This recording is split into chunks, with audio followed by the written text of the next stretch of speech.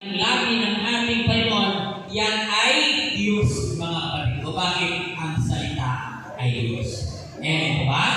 So, basahin natin ang Hebrews 4, verse 12. Ano nakalagay dito?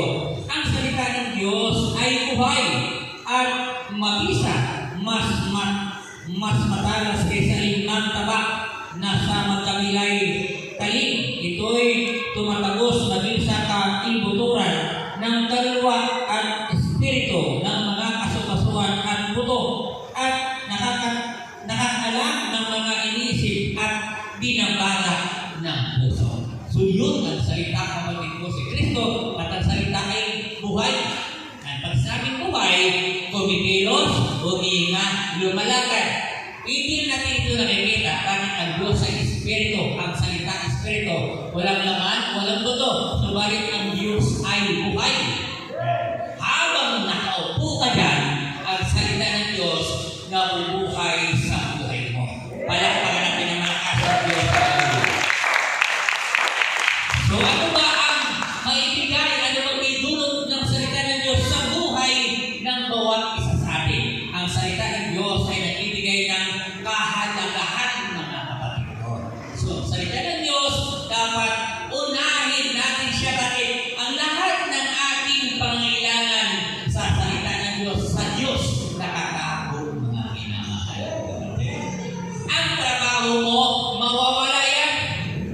Ang posisyon mo, mawawala din yan. Ang pera mo, mawawala yan. Ang asawa mo, mawawala yan. Anak at apo mo, mga kapatid, mawawala yan sila lahat.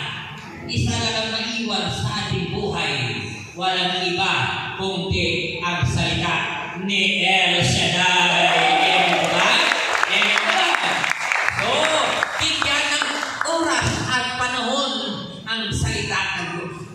Huwag natin ito baliwalain sapagkat marami sa atin na nakakalimutan natin na ang salita ng Diyos. Tandaan natin, ang salita ng Diyos ang nagbibigay sa atin ng biyaya. Kaya kaya ito, bakit? Dahil sa salita ng Diyos. Kung wala siguro sa salita ng Diyos, nasaan ka na kaya?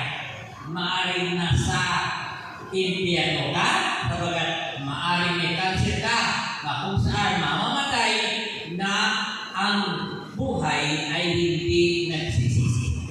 So maaring sa Muntinlupa ka, bakit nakakulong ka? Bakit lubog ka sa utang noon?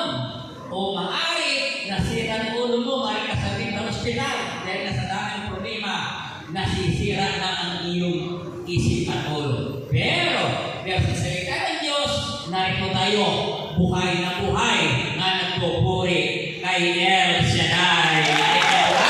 Amen ba? So,